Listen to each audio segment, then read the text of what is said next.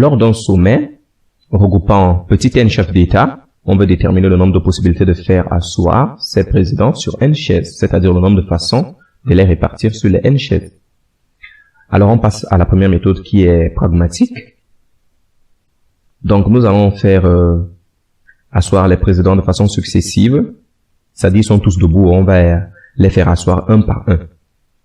Alors le premier président à s'asseoir a n possibilités puisque toutes les n chaises sont vides initialement. Ensuite, le deuxième président à s'asseoir aura n-1 possibilité pour chacune des possibilités choisies par le premier président, puisqu'il ne restera que n-1 place libre. Et le président 3, pour chacune des possibilités choisies par le président P1 et P2, aura n-2 possibilités, puisqu'il ne lui restera que n-2 chaises.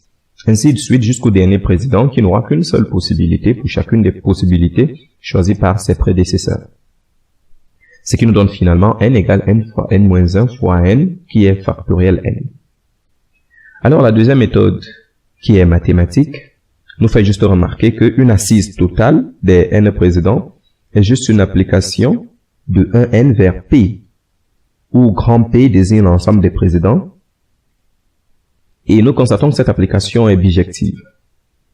Alors bijective pourquoi? Elle est d'abord injective parce que un même président ne peut pas s'asseoir deux fois, c'est-à-dire lorsqu'il est déjà assis, il ne pourra plus se réasseoir.